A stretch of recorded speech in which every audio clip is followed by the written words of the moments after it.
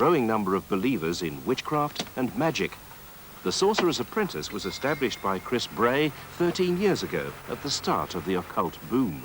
In modern times, people tend to look upon spirituality as though it is an accessory to life, when inside they know that it is the most important thing that there is. Witchcraft, to the majority of people on the outside, tends to smack of Satanism, which it is not. The actual religion of witchcraft is based on the universal religion of paganism, which is at the root of all civilizations.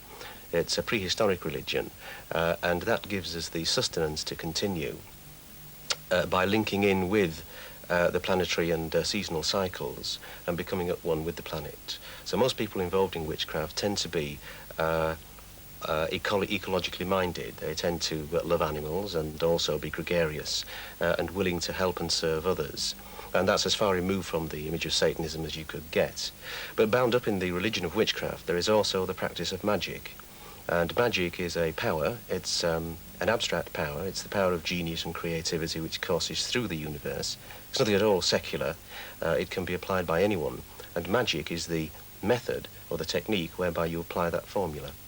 The power is a natural power. It's one that anybody can use. It actually holds you up. Magic is the intensive creative power which gives you thought, gives you reason to be. It's not secular at all. So therefore, the application of it is a question of technique rather than belief. Once you understand that magic does work, you can use it for all facets.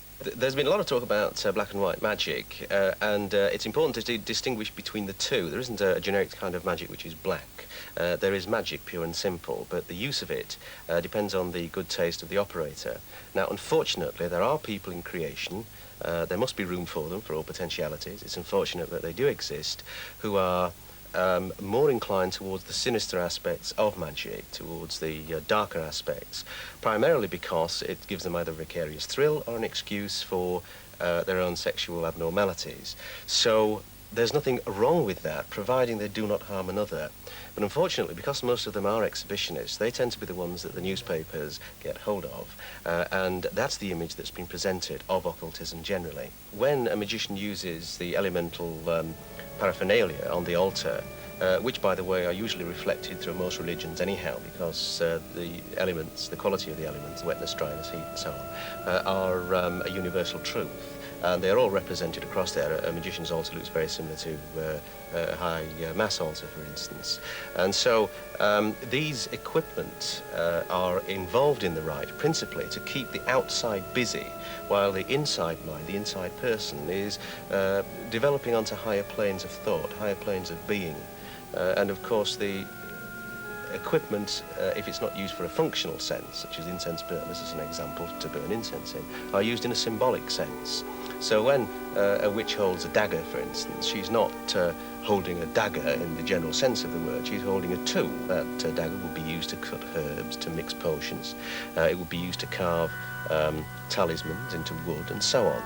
Likewise, the cup, which is used as a chalice, is used for libations and for nothing else. It's a symbol of water containment. So all these things have a great degree of inner mystery to them, which to the outsider may tend to look rather mysterious or sinister. In actual fact, they can be explained away.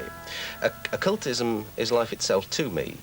We are very committed people in what we do. We're not evangelical in the sense that we try to push it on other people, but we are here as an access point so that people can reach out to us. We never refuse any inquiries at all. And living without occultism, to me, is really like trying to run a race with one leg. It's impossible. The sole criterion in magic is that it should work. There's an old witchcraft tenet which says that the goddess offers certainty, not faith. And that's very important. So it's jam now, not tomorrow. It's a strange thing, but unless you have experienced magic work, you don't believe it. It is only a potential, it's a possibility. But the moment that you do experience it, it changes your whole life, and very much to the good. The potential of it, I mean, think of it, if you haven't worked magic and you work a piece of magic and it works, the potentials are unlimited, and that is what people are doing. They're striving to complete themselves. It's their birthright, and it should not be denied them.